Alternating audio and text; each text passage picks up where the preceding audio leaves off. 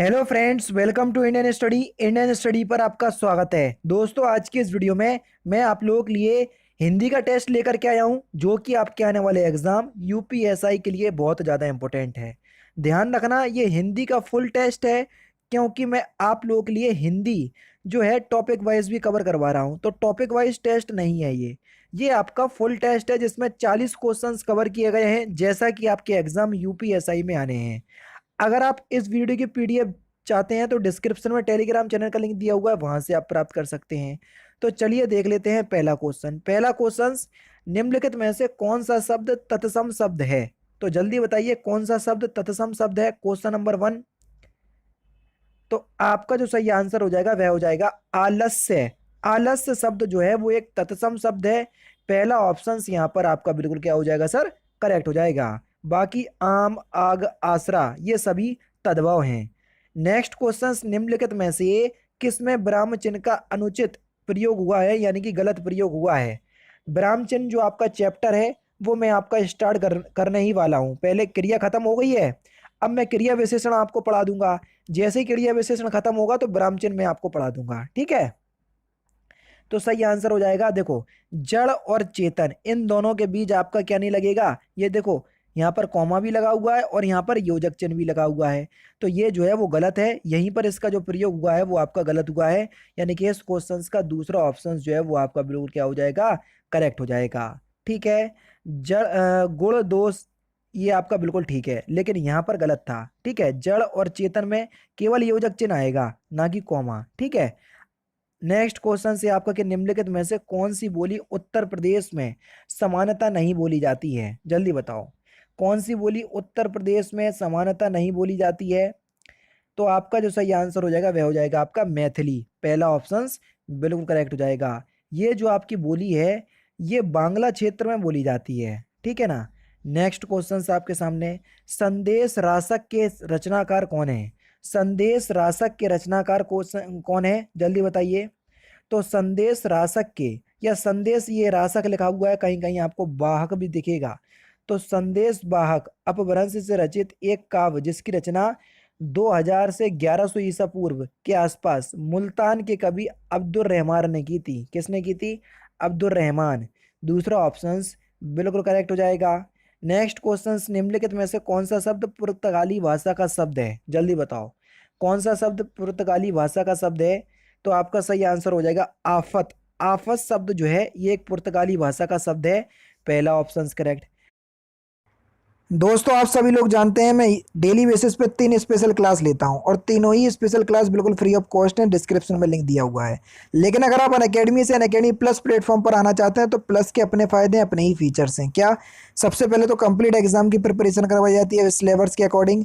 Top educator आपको हर category में देखने को मिल जाते हैं। अनलिमिटेड कोर्स एक्सेस आपके पास होता है। अनलिमिटेड कोर्स एक्सेस का मतलब, जिस भी कैटेगरी के अंदर अगर आप सब्सक्रिप्शन परचेस करोगे तो उस कैटेगरी में जितने भी कोर्स लाए जा रहे होंगे सभी को आपको बिल्कुल एक बार के सब्सक्रिप्शन के साथ एक्सेस कर सकेंगे। यानी कि हर कोर्स के लिए आपको अलग से पैसे नहीं देने हैं। सपोज करो UPPSC, UP triple S C category के अंदर आपने सब्सक्रिप्शन परचेस करा, तो इस कैटेगरी के अंदर यूपीएसआई, यूपी लेखपाल, UP triple S C, PET, Allahabad high court, RO, ARO और पीसीएस लेवल तक के सारे कोर्स आपको देखने को मिल जाएंगे। और आगामी जितने भी कोर्सेस हैं उनको भी आप एक्सेस कर पाओगे अगर आपके पास सब्सक्रिप्शन 1 साल या 2 साल का है, ठीक है।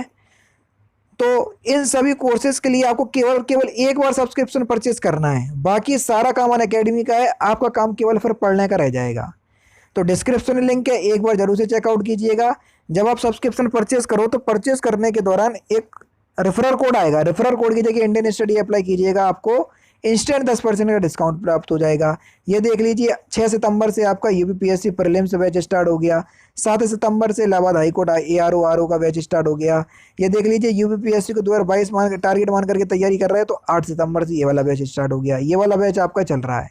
ये सारे कोर्सेज को आप एक्सेस कर पाएंगे। अब देख लेते हैं नेक्स्ट क्वेश्चन। निम्नलिखित में से कौन सा शब्द सकर्मक क्रिया का है? मैंने आपको बताया कि सकर्मक अकर्मक पहचानने के लिए आपको दो ट्रिक हर कोई बताएगा क्या, जिसमें कर्म की आवश्यकता होती है सकर्मक क्रिया, जिसमें कर्म की आवश्यकता नहीं होती है आपकी अकर्मक क्रिया। क्या और किसको करके क्वेश्चंस पूछो, आंसर आ जाए तो सकर्मक, आंसर ना आए तो अकर्मक। लेकिन तीसरी चीज मैंने क्रिया चैप्टर में आपको बताई हुई है कि ऐसी क्रियाएं जिनको पूरा करने के लिए भारी साधन की आवश्यकता होती है वहां पर सकर्मक क्रिया होती है, और जहां पर भारी साधन की आवश्यकता नहीं होती है वहां अकर्मक क्रिया होती है। अब देखो, लिखने के लिए हमको भारी साधन की आवश्यकता होगी, बिल्कुल होगी सर, पेन की होगी, कॉपी की होगी, तो यही आपका एक सकर्मक क्रिया है। देखो, हंसने के लिए भारी साधन की आवश्यकता होती नहीं है, रोने के लिए नहीं होती, सोने के लिए नहीं होती, तो ये सभी अकर्मक क्रिया में आएंगे। निम्नलिखित में से कौन सी बोली राजस्थानी हिंदी के अंतर्गत आती है, जल्दी बताओ। कौन सी बोली राजस्थानी हिंदी के अंतर्गत आती है?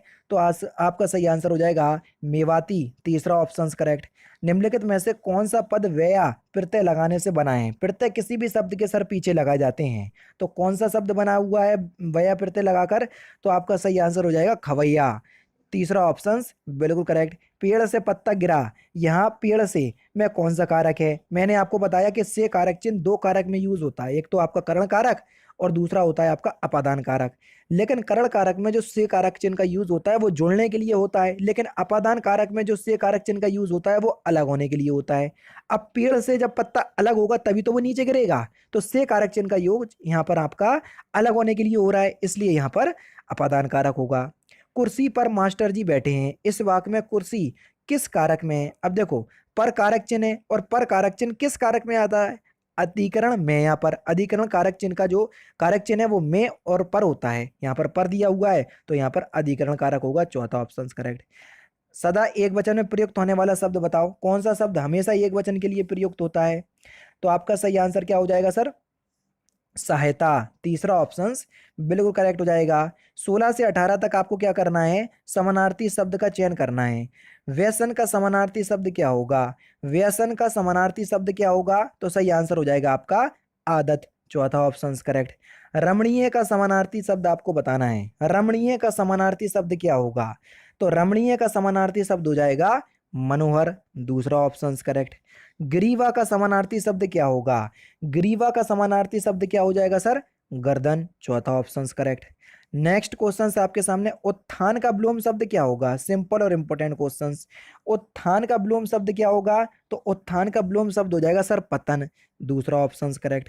वक्र का सही विलोम शब्द आपको बताना है, वक्र का सही विलोम शब्द आपको बताना है, तो वक्र का सही विलोम शब्द हो जाएगा ऋजु, तीसरा ऑप्शन करेक्ट। सकल और सकल का अर्थ बताना है, सकल और सकल का अर्थ बताना है। सकल माने होता है सर आपका क्या? संपूर्ण, और सकल माने होता है आपका अंश, यानी कि इस क्वेश्चन का तीसरा ऑप्शन बिल्कुल करेक्ट। निम्नलिखित में से हंस शब्द का अनेकार्थी शब्द आपको बताना है कि हंस शब्द का अनेकार्थी शब्द क्या होगा? तो सही आंसर हो जाएगा आपका जीवात्मा, पहला ऑप्शन करेक्ट। किस शब्द में उपसर्ग नहीं है? उपसर्ग किसी भी शब्द के आगे लगाए जाते हैं, उपसर्ग रहित शब्द आपको बताना है। पराजय में परा उपसर्ग है, पराधीन में भी परा है, और पराभाव में भी आपका परा उपसर्ग है। परम में आपका कोई उपसर्ग नहीं है सर, तीसरा ऑप्शन बिल्कुल करेक्ट हो जाएगा। अत्यंत में कौन सा उपसर्ग लगा है? उपसर्ग बताना है जो कि किसी भी शब्द के आगे लगाए जाते हैं, तो अत्यंत में आपका अति उपसर्ग होगा सर, दूसरा ऑप्शन करेक्ट। नेक्स्ट क्वेश्चन, प्रयोगशाला में कौन सा समास है? अब देखो, प्रयोगशाला का आप समास विग्रह करो, क्या होगा सर? प्रयोगशाला का समास विग्रह क्या हो जाएगा? प्रयोगों की शाला, जहां प्रयोग किए जाते हैं, और जहां पर कारक चिन्हों का बोध हो जाता है तो वहां पर अपने आप ही तत्पुरुष समास हो जाता है, चौथा ऑप्शन करेक्ट। समास पढ़ाऊंगा तो सब कुछ बताऊंगा, अभी तो केवल आप लोग जानकारी के लिए याद करते जाओ। क्या प्रीति स्कूल जाती है? इसमें आपको बताना है कि कौन सा वाचक है, जल्दी बताओ। क्या प्रीति स्कूल जाती है? तो यहाँ पर जो आपका होगा वह क्या हो जाएगा? प्रश्नवाचक, यानी कि इस क्वेश्चन का चौथा ऑप्शन बिल्कुल करेक्ट हो जाएगा। नेक्स्ट क्वेश्चन आपके सामने, ये एक प्रश्नवाचक वाक्य है। ये आपका जो विराम चिन्ह दिया हुआ है इसको हम क्या कहते हैं? इस विराम चिन्ह को हम क्या कहते हैं जो कि आपके सामने दिया हुआ है? तो इस विराम चिन्ह को हम क्या कहते हैं? तुल्यता सूचक विराम चिन्ह। क्या कहते हैं? तुल्यता सूचक विराम चिन्ह, यानी कि दूसरा ऑप्शन यहाँ पर आपका बिल्कुल करेक्ट हो जाएगा। ये दिया विवरण चिन्ह, ये ऐसे जो चिन्ह बनता है इसको विवरण चिन्ह कहते हैं। संयोजक चिन्ह दिया हुआ है, संयोजक चिन्ह, ऐसे जो चिन्ह बनता है उसको संयोजक चिन्ह कहते हैं। लाघव चिन्ह जो है वो आपका ऐसे बनता है, नीचे की तरफ लगता है, उसको लाघव चिन्ह कहते हैं। ठीक है, नेक्स्ट क्वेश्चन की तरफ चल रहा है। नेक्स्ट क्वेश्चन, जो धन कमाते हो उसमें से थोड़ा अवश्य बचाना चाहिए। जो धन कमाते हो उसमें से थोड़ा अवश्य बचाना चाहिए। मैं कौन सा वाक्य का प्रकार बताइए, ये किस प्रकार का वाक्य है? तो ये जो है एक प्रकार का इच्छावाचक वाक्य है। चौथा ऑप्शन करेक्ट। 29 से 30 तक आपको क्या करना है, एग्जामिनर ने एक क्वेश्चंस को 4 पार्ट में डिवाइड कर दिया। जिस पार्ट में गलती है वही पार्ट आपको चयन करना है। अस्पताल में यदि बीमार की देखभाल करने वाला ना हो तो उसका बुरा हाल हो जाएगा। अब बताओ इसके किस पार्ट में गलती है? तो यहाँ पर आपका जो सही आंसर हो जाएगा वह हो जाएगा ऑप्शन नंबर सी, क्योंकि यहाँ पर बुरा हाल की जगह बेहाल का यूज होएगा। क्या होगा? बेहाल। देखो, अस्पताल में यदि बीमार की देखभाल करने वाला ना हो तो वह बेहाल हो जाएगा। ठीक है, तो वह बेहाल हो जाता है, तो यहाँ पर आपका बेहाल यूज होगा, ना कि बुरा हाल। ठीक है, क्वेश्चन नंबर 30 में देख लीजिए कि किस पार्ट में गलती है। गत वर्ष सेवा निस्वस्थ हो लेने के बाद अब जीवन लगभग शांत और निष्क्रिय हो गया है। तो इसके किस पार्ट में गलती है? तो यहाँ पर जो आपका सही आंसर है वो हो जाएगा आपका ऑप्शन नंबर ए। हो लेने की जगह आपका क्या आएगा सर? हो लेने की जगह आपका हो जाने आएगा। क्या आएगा? हो जाने। गत वर्ष सेवा निवृत्त हो जाने के बाद, ना कि हो लेने के बाद। ठीक है, जिसका कोई शत्रु पैदा ना हुआ हो उसको हम क्या बोलेंगे वाक्यांशों के लिए एक शब्द? तो उसको बोलेंगे हम अजात शत्रु। दूसरा ऑप्शन बिल्कुल करेक्ट। नेक्स्ट क्वेश्चन, पीछे पीछे चलने वाला वाक्यांशों के लिए एक शब्द क्या होगा? तो पीछे पीछे चलने वाले को हम क्या बोलेंगे? तो आपका सही आंसर हो जाएगा अनुगामी। और जो पीछे चलने वाला हो, पीछे पीछे चलने वाला अनुगामी, पीछे चलने वाला अनुचर, उसको भी ध्यान रखना। अनुचर पीछे चलने वाले को बोलेंगे, पीछे पीछे चलने वाले को अनुगामी बोलेंगे। ठीक है, वाच्य होते हैं कितने प्रकार के? जल्दी बताइए, वाच्य कितने प्रकार के होते हैं? तो सर वाच्य कितने प्रकार के होते हैं? 3 प्रकार के होते हैं, कृत्यवाच्य, कर्मवाच्य और भाववाच्य। ठीक है, नेक्स्ट क्वेश्चन, हमारा देश धीरे धीरे आत्मनिर्भरता के फिल द ब्लैंक्स की ओर बढ़ रहा है। इंपॉर्टेंट क्वेश्चन है, क्योंकि आत्मनिर्भर भारत जो है एक योजना प्रारंभ की गई थी, तो उसकी दृष्टि से ये इंपॉर्टेंट हो जाएगा। तो हमारा देश धीरे धीरे आत्मनिर्भरता के लक्ष्य की ओर आगे बढ़ रहा है, तो यहाँ पर लक्ष्य आएगा। तीसरा ऑप्शन बिल्कुल करेक्ट। निम्नलिखित में से मुहावरे का सही अर्थ आपको बताना है। गागर में सागर भरना, इस मुहावरे का सही अर्थ क्या है?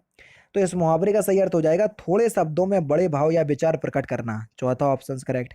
आंखों का तारा होना, इस मुहावरे का सही अर्थ क्या हो जाएगा? तो आपका सही आंसर हो जाएगा बहुत प्रिय होना। दूसरा ऑप्शन करेक्ट। श्रृंगार रस की मित्रता किस रस से है? जल्दी बताओ, कितना इंपॉर्टेंट क्वेश्चन। देखो, तो श्रृंगार रस की जो मित्रता है हास रस से है। पहला ऑप्शन करेक्ट। किस छंद का प्रथम व अंतिम शब्द जो है वो एक सा होता है? जल्दी बताओ। तो कौन सा छंद है? कुंडलिया छंद। पहला ऑप्शन करेक्ट। और ये एक विषम मात्रिक छंद है। ठीक है, और ये जो आपका छंद है ये किस किस से? 2 छंदों से मिलकर बना होता है, दोहा और रोला। ठीक है, दोहा और रोले से मिलकर ये छंद बना होता है। कौन सा? कुंडलिया छंद। और इसके प्रत्येक चरण में 24 मात्राएं होती हैं और ये 6 चरणों वाला छंद होता है, ये भी ध्यान रखिएगा। छंदबद्ध पंक्ति में प्रयुक्त स्वर व्यंजन की समानता को क्या कहते हैं? तो स्वर व्यंजन की समानता को हम क्या कहते हैं?